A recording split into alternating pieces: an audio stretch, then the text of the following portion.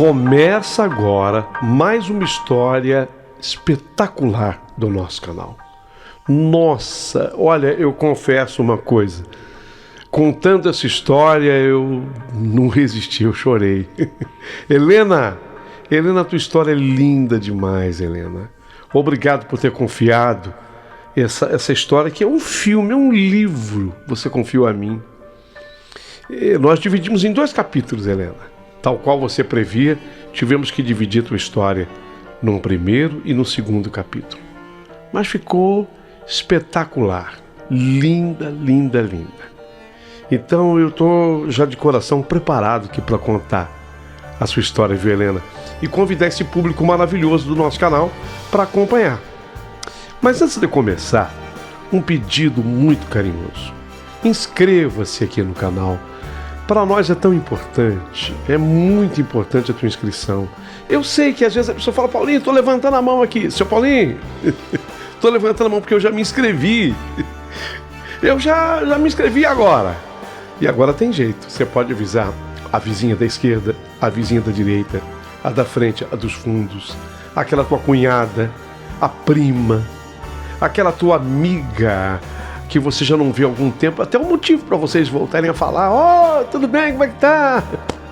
Fazer um pedido, eu tenho um amigo, o amigo do rádio, Paulinho Boa Pessoa, eu quero que você se inscreva no canal, mas eu não conheço, não tem importância, se inscreva no canal dele. É muito importante, porque essa é a única forma que a gente tem de crescer aqui no YouTube, são com as inscrições, ok? Conto com você.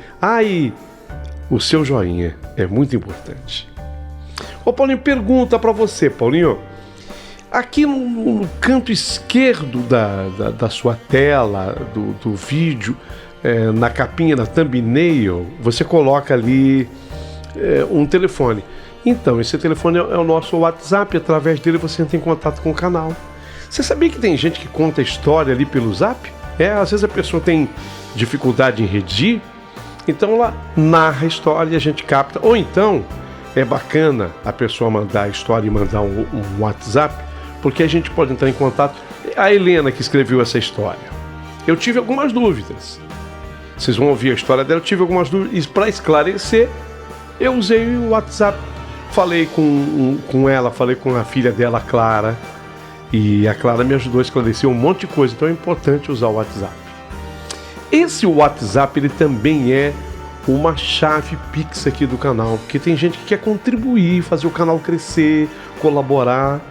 Então você pode sim mandar sua doação para o canal, se isso for do seu coração. Às vezes está no coração. Paulinho, está aqui no meu coração, eu quero te ajudar.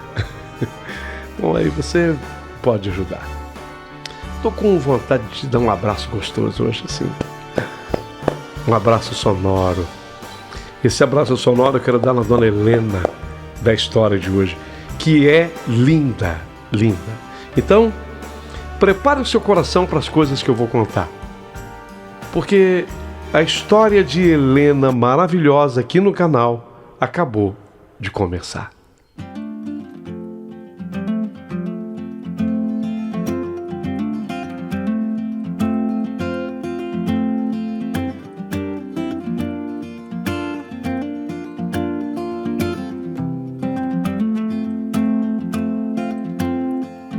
Strong baritone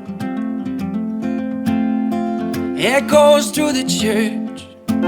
Meu nome é Helena. E se hoje, sabe, Paulinho, eu tenho forças para falar, é porque a dor já virou parte da minha pele, eu diria, como uma cicatriz que arde todo dia, mas que eu aprendi a esconder com um sorriso educado.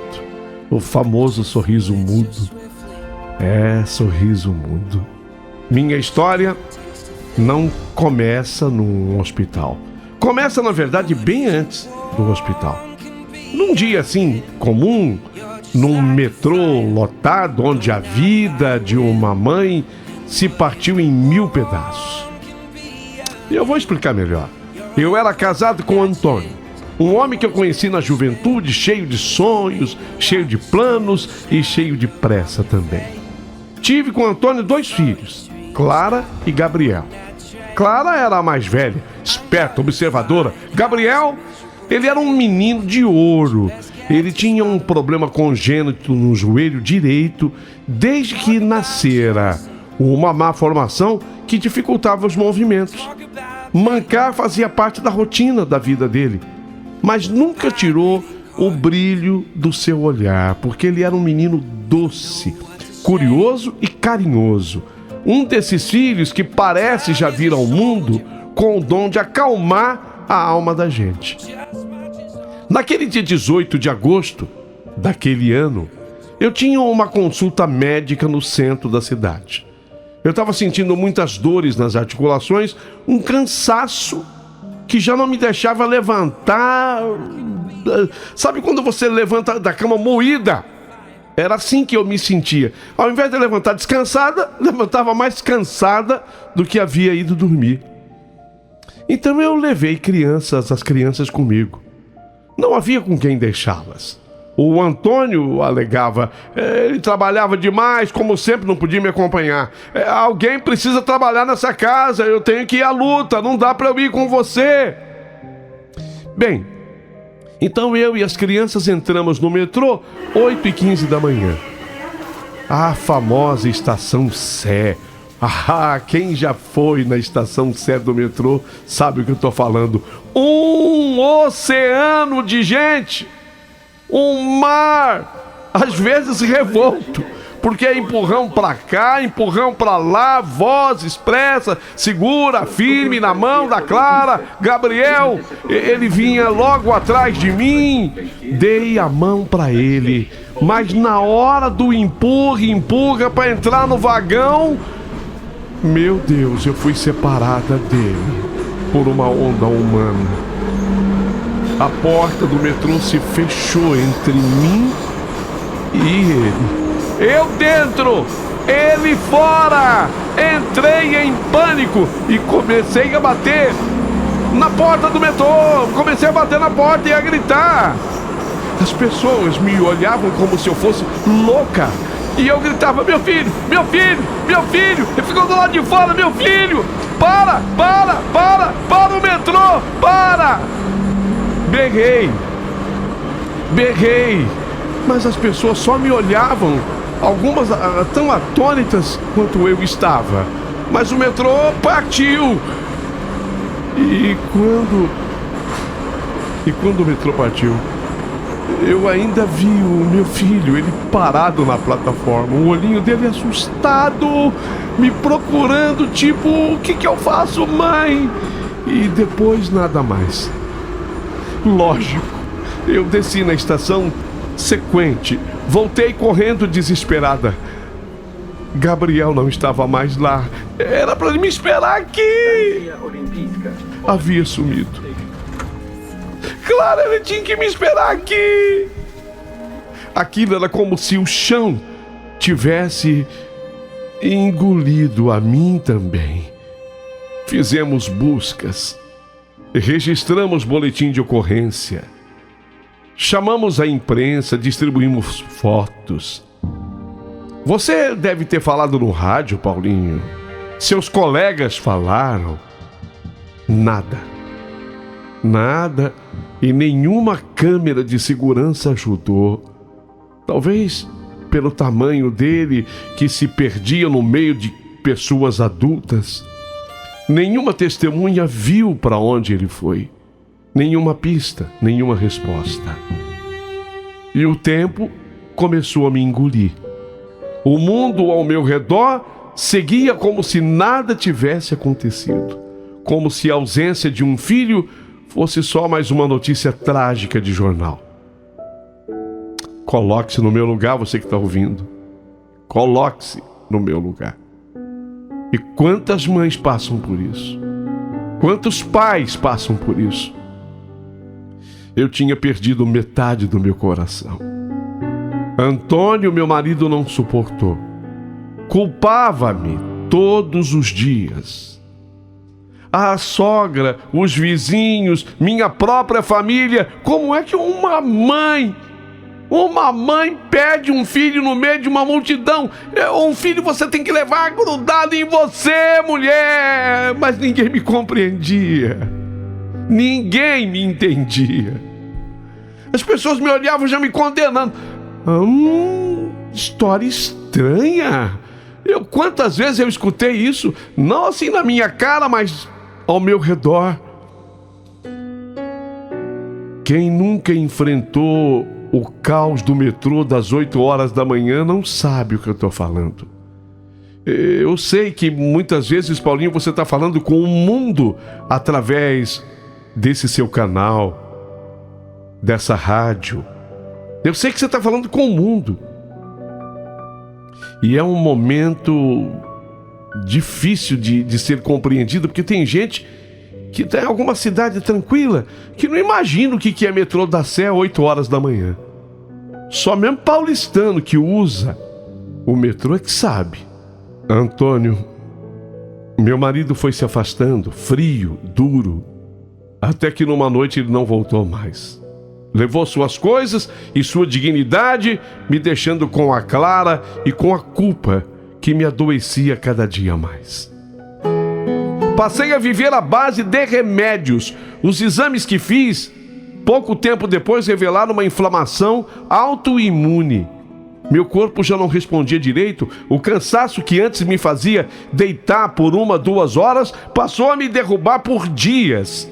Sem apoio, sem marido e com uma filha que ia crescendo e agora chegava à adolescência, tentando sobreviver ao luto e ao abandono. Eu só tinha forças para uma coisa: continuar buscando. Onde foi parar meu filho? Onde foi parar meu filho? Tanta coisa passava pela minha cabeça. Colava cartazes, lia jornais. Alguém em algum lugar tinha que ter visto meu filho. Mas os anos foram passando. E com eles vieram as rugas, os cabelos brancos, a solidão. Clara cresceu, virou mulher. Minha filha se casou. E eu continuei vivendo na mesma casa. E viver era força de expressão, porque eu apenas sobrevivia. Dormia com a roupa do meu filho na mão, com o som da voz dele gravada na mente. E aqueles olhos, o último olhar que eu vi dele, eu dentro do metrô e ele na plataforma. Oh meu Deus, oh meu Deus. Havia o som dele gravado num antigo aparelho de fita cassete. Mancar, ele mancava. Quer dizer, não era difícil de reconhecê-lo. Ele tinha aquele problema congênito. Como é que ninguém mais o viu? O que aconteceu com ele? Quem ficou com ele? Até que veio a pneumonia. Eu já estava fraca demais. Foram dias tossindo e de repente comecei a colocar sangue pela boca. Levei um susto. Depois, eu não sei se misturou o susto com aqueles sintomas, eu desmaiei sozinha no banheiro. E quando eu retomei a consciência, eu estava num hospital debaixo de lençóis brancos e daqueles sons particulares de hospital. Era um hospital público, gente para todos os lados, enfermeiras apressadas, aquela coisa toda de hospital. Fui internada no quarto 218. Eu estava fraca e envergonhada com o meu próprio corpo, que estava magro demais. Eu andava me alimentando muito mal. Bom, isso já tinha anos. Mas algo aconteceu naquela manhã de uma terça-feira. A porta abriu e um jovem médico entrou. Alto, cabelo escuro, barba por fazer. O médico mancou. Quando eu vi o médico mancar, justamente assim a perna direita, um mancar sutil, mas para mim Aquele som do passo arrastado bateu direto no meu peito como uma punhalada. Eu olhei para ele como se estivesse vendo um fantasma. Bom dia, dona Helena. Sou o Dr. Lucas e vou cuidar da senhora hoje, tudo bem? Meu coração parou. Lucas. O nome que eu teria dado a Gabriel se não tivesse escolhido homenagear o meu filho com o nome do avô paterno dele. O pai do meu marido era Gabriel. Mas o nome que eu queria para o meu filho era Lucas. Então as coisas começaram a se misturar na minha mente, mas eu até aí duvidando de mim, achando que eu estava enlouquecendo. A voz dele era parecida.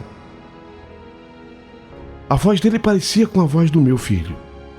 O formato do queixo, o jeito de franzir a testa quando lia os exames, a cicatriz do canto da sobrancelha igual àquela que Gabriel ganhou ao cair da bicicleta aos 4 anos.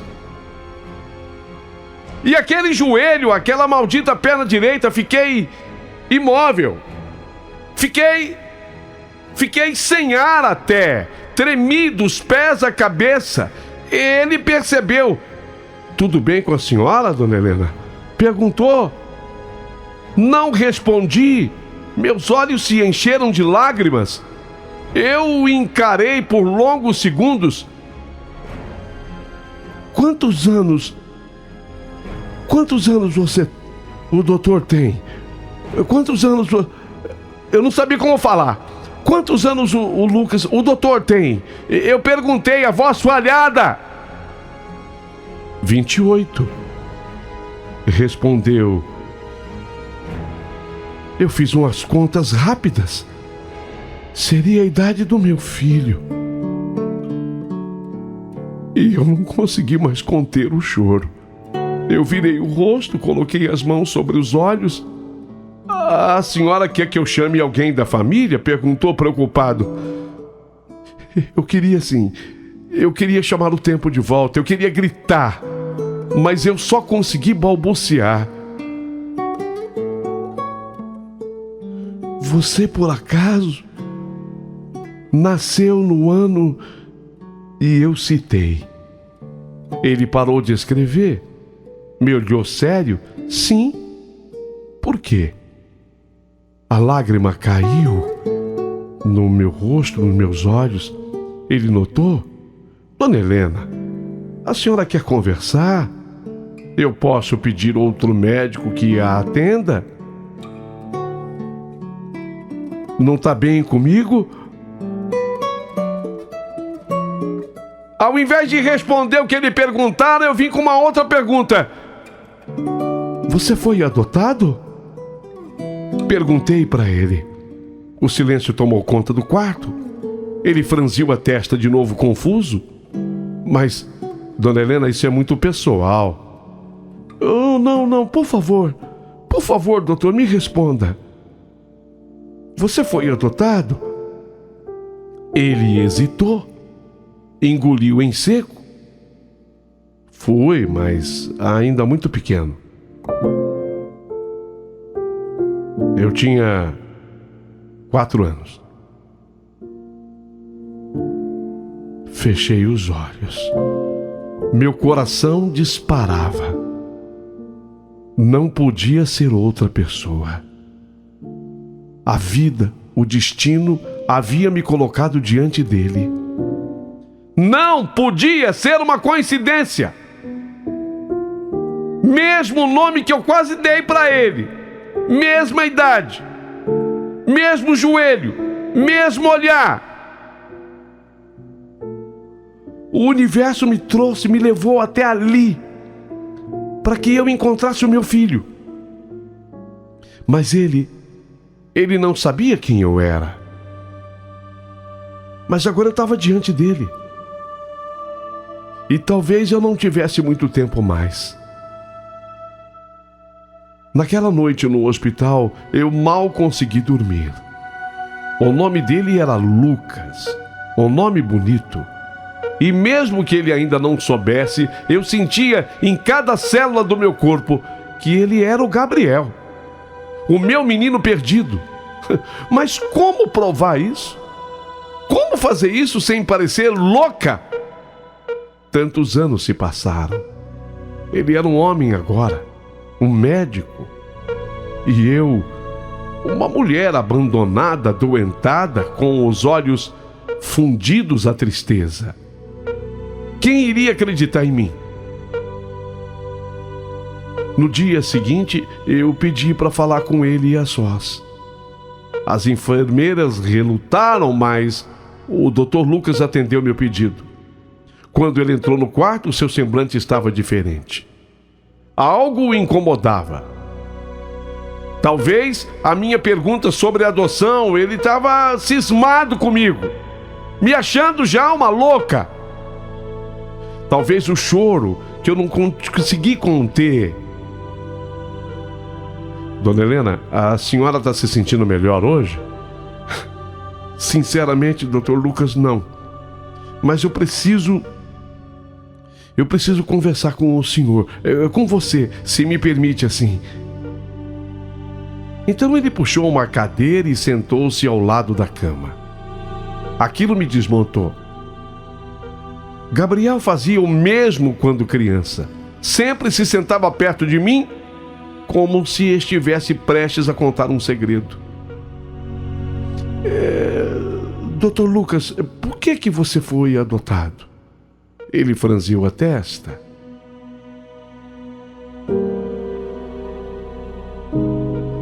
A senhora quer conversar sobre a minha vida, embora isso seja muito pessoal. Mas a minha história é muito confusa. Eu fui encontrado desacordado numa rua. Eu sofri um acidente. Foi isso, senhora. Eu devo ter batido a cabeça em algum lugar. Aí alguém me conduziu para o hospital. É só isso que a senhora quer saber? Não, por favor. Por favor, continue. Eu preciso que você fale. Fiquei na UTI de um hospital. Eu fiquei mais ou menos por uns 15 dias. E aí, uma médica que era responsável pela UTI se interessou muito pelo meu caso. E depois, como eu não tinha nenhum histórico e ninguém havia reclamado a minha ausência. Não tinham reclamado? Não. Aqui em São Paulo? Não, senhora. Não, senhora. Isso tudo aconteceu, mas foi em Campo Grande. Nessa hora, eu não sei, mas a minha esperança deu uma arrefecida. Mas antes do acidente, assim... Aí é que tá, dona Helena, eu não lembro de absolutamente nada. Isso tudo me foi perguntado, mas eu era pequeno já. Tinha 4 anos. Aí tentaram conversar comigo na medida em que eu pudesse comunicar, mas eu não soube dizer nada. A batida com a cabeça havia mexido com o meu cérebro, a minha memória. Certo. E aí? Bem, essa médica que cuidou de mim foi muito caridosa. Doutora Alexandra. Ela e o marido, senhor Gustavo, resolveram ficar comigo. Passaram por todos os processos de adoção e eu sempre gostei muito dela. Então, para mim, é como se eu não tivesse, assim, um passado, entendeu, dona Helena? A minha mãe é ela, o meu pai é o senhor Gustavo e devo tudo a eles. Os estudos, a minha formatura.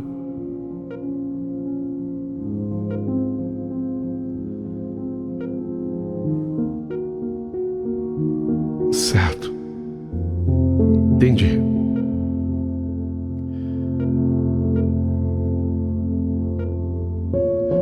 Ô, doutor Lucas, e se eu disser uma coisa para o senhor? Eu nem sei por onde começar, doutor Lucas. Olha, eu certa vez,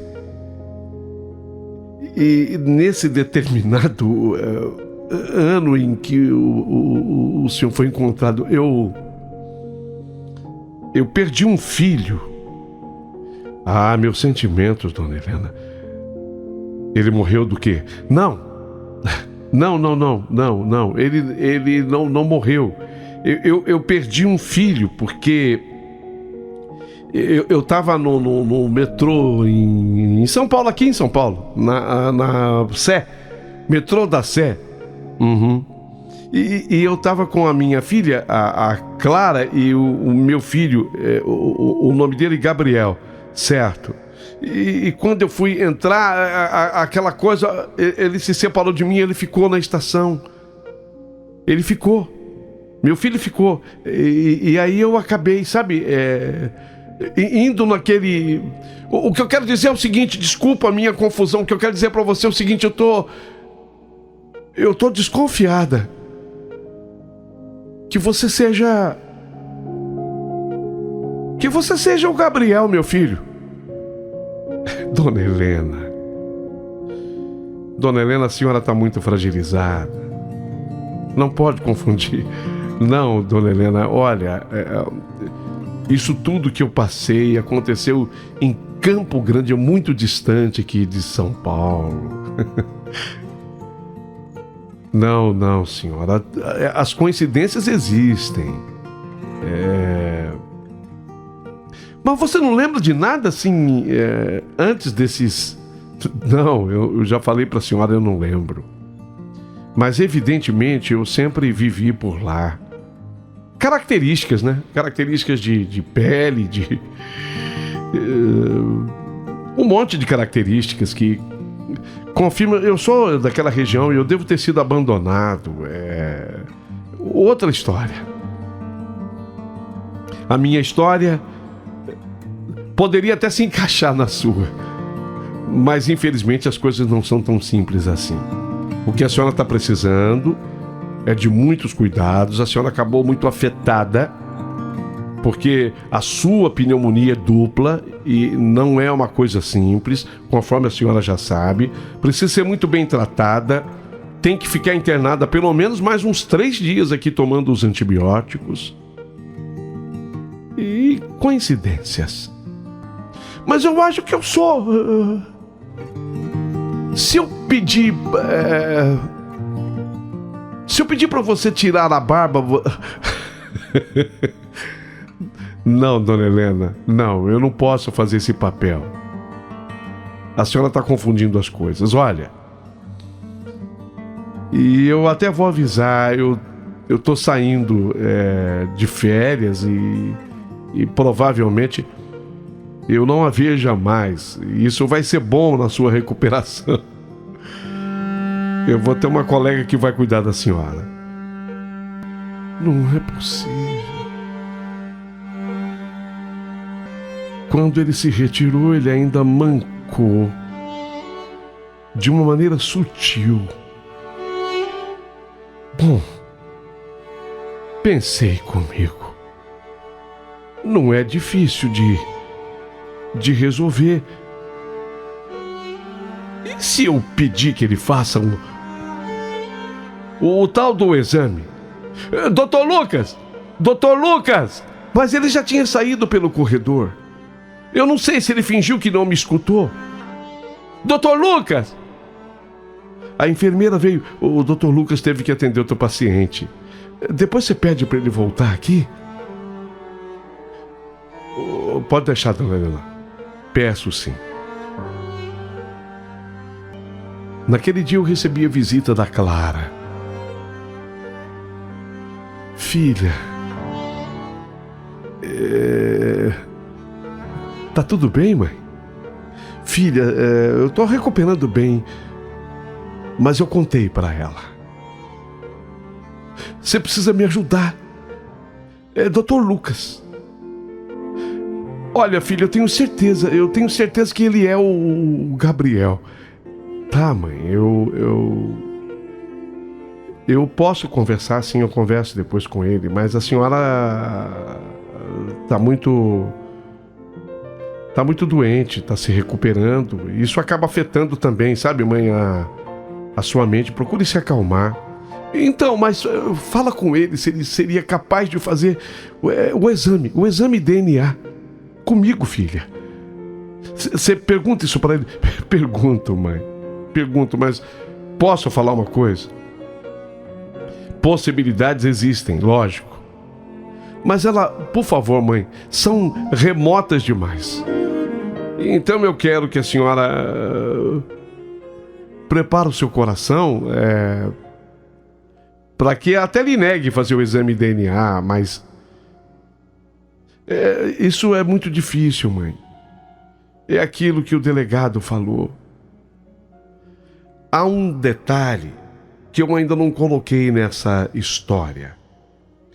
Quando do sumiço do meu filho Gabriel, depois de muito investigar, um delegado especialista nesses desaparecimentos de pessoas havia constatado exatamente naquele ano que havia uma quadrilha especializada nessa coisa de rapto dessas crianças. E levavam essas crianças com destino a outros países, inclusive a Europa, etc. Então esse delegado acreditava que meu filho, ele não estava mais no Brasil. Ele mesmo disse: impossível, dona Helena. Assim como falou com o Antônio, meu marido. Impossível, senhora Helena e senhor Antônio, que a criança permaneça aqui no Brasil. Obviamente, é uma criança que foi levada para um outro estado, para um outro país. Lamentavelmente, eu tenho a informar de que realmente há uma quadrilha com essa especialidade. Mas olha,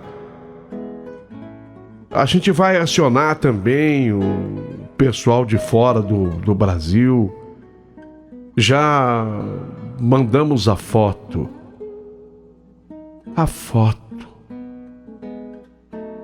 Verdade.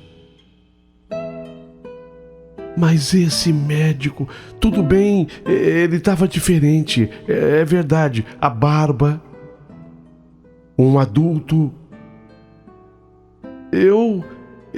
Toda a história para mim era dele, mas Campo Grande? Será? A minha filha também, a Clara, não acreditava sim, de que eu estava muito doente e acabara sendo afetada na minha mente, pelo menos naquele momento. Ela jura, a minha filha, Clara. Ela jurou ali para mim. Tá, mãe, eu vou procurar um contato com ele. Pode ficar tranquila. Mas eu quero que a senhora se prepare para a tal da decepção. Que decepção, Clara? A decepção de descobrir mais uma vez que era um alarme falso. Mas os detalhes sobre tudo o que acontece daí, deste momento para frente, eu gostaria, Paulinho, que você completasse no próximo capítulo dessa história. Porque na medida em que eu falei com a minha filha, ela está ali me visitando e ela me prometeu que ia procurar por ele, conversar com ele. Deste momento para frente, há tantos detalhes, que eu teria que começar exatamente agora a contar a história. Isso foi a introdução. Então eu queria que as coisas se esclarecessem no segundo capítulo. Seria só uma coincidência mesmo? Ou o Dr. Lucas era o meu Gabriel? Não perca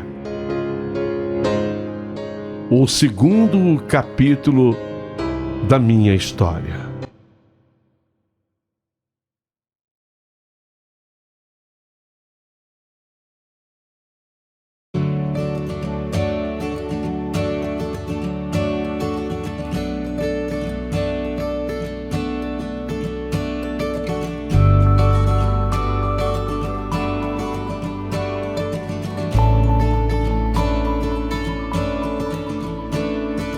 I was not your family, I was a stranger to you once, but you treated me like we had the same blood.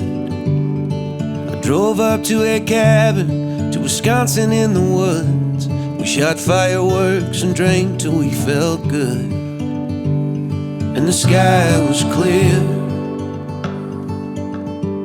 in that summer air.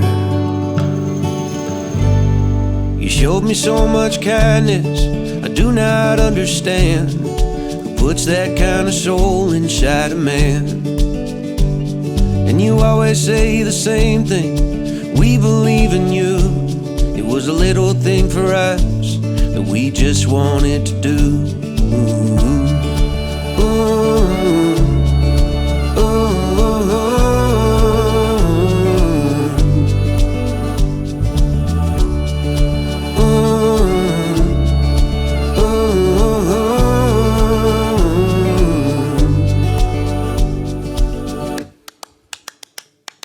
the night I met your family, the night I met your friends, there were plates of buttered